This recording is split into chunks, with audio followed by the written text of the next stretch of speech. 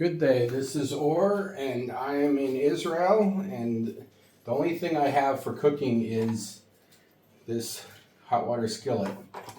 I mean, there is a little fridge here, but I learned years ago when I was extremely poor and I went to Holland right after 9/11. Tickets were super cheap, and I went with a group of friends to Amsterdam. And I got there and then couldn't afford to do anything. But I found some rice noodles at a store, and the hot water there, it was winter. I just literally put the little packet of rice noodles in a container and just ran the hot water until they turned soft. Now here it's a little bit higher quality because I actually can boil hot water and other things. So let's start with showing you. I'm recreating this pot of soup here I made a couple days ago that was so good that I'm going to show you here. In the hot water skillet, you can do eggs, and then let's see if I can get it out. Up, it went all the way to the bottom. We got ourselves a carrot in here. What? So boiled, and then I'll still use that water. So I went to the store and I bought basically things you can cook in or soak in water. I got rice noodles, dried shiitake mushrooms, dried seaweed. Once that reconstitutes, look at how big these greens are. And then had this little teriyaki seaweed snack. And I actually could boil a whole dozen eggs in here. I did it twice because it goes to a boil and then shuts off. And I was afraid that didn't boil them enough, so I did it again. And then for fat and richness, got some shelf stable. Now if you look here, technically all this stuff, you don't have to have a refrigerator if you make a fresh batch each time. But this place does have a little fridge. So, and then I brought fresh stuff and made a little salad. So, by having the coconut oil, or milk, I first soaked the noodles in the coconut milk, and then you can see over time you technically could eat these, but they'd be really chewy. You just let them soak, and then soak the mushrooms and the seaweed in the coconut milk. And then you can see I've already got some carrots chopped up, and then I also had a little squash that I put in there.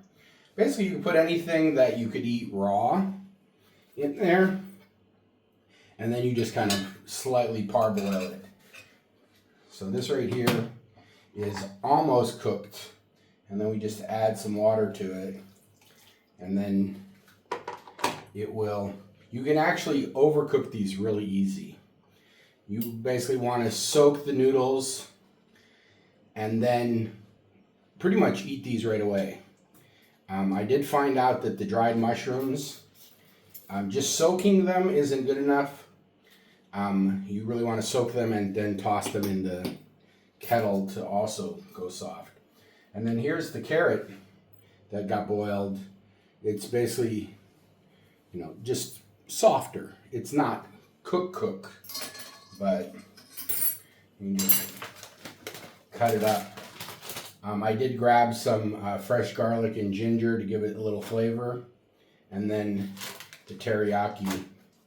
But I would say probably the only thing I feel like it's missing a little bit of is there's really no salt in it.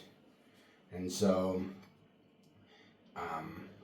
if you could get a little bit of soy sauce, or carry your little packets of seasoning packets from restaurants that you've gone to, you could use the little soy sauce. or you go and, in this case, I didn't buy the instant packet that had the spice packet in it. If you have that, of course, you just add this. Otherwise, you have to buy a thing of instant soup powder to give it. But even that, I found out that the flavor of the seaweed, a little bit of fresh garlic and ginger, and then, I mean, just look how creamy that comes when you put that coconut milk in there. And that was pretty much it. I've been eating this for a few days now. I just keep making a new packet of rice noodles for each time. And then, oh yeah, don't forget to add the hard-boiled egg on there.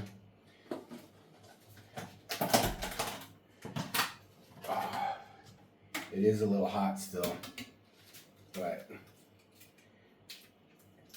I don't know, I feel like for not very much, I've had a really gourmet meal for a couple days here. And there you go. It's, in one of them, I had like a couple packets of, I had a packet of mayo, and I sprinkled that on there. And then, another one I had a packet of sweet and sour sauce. But I don't think either of those really made a difference to it. It was just... Oh, another thing, if you want to make the liquid richer, cut the egg open, look how, and then get the yolk and add that to the water. That'll really make it rich too. Like this, see? And then you just, so you have the protein of the egg. I understand the seaweed does have protein in it, and then definitely the mushrooms. And then the sweetness of the carrot, and the richness of the egg, and the coconut milk. You almost got all the flavors in there.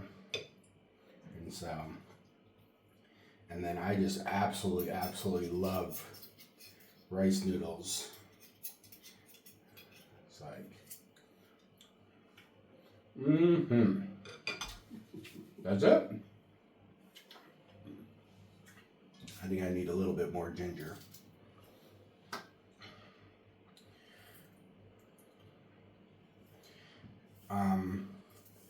If you want the flavors to like be dispersed, instead of soaking it, you could boil it all and then the water would taste like that. But I prefer that each thing has a separate flavor instead of all blended together. And so I find it's much more better to not cook them all together. So, all right, I think I need to rehydrate some more mushrooms. That's it. Simple, using just a kettle. And, all through Europe, all the hotels have a kettle in the room to make coffee and tea. And then in the United States, you have the coffee pot. And so if you rinse out the coffee pot and just run hot water through it, that's what I do when I want to make tea when I'm in hotels in the US. It will taste a little like coffee. So you might have to run hot water through it twice, but you could do something similar with a coffee pot maker in a hotel room.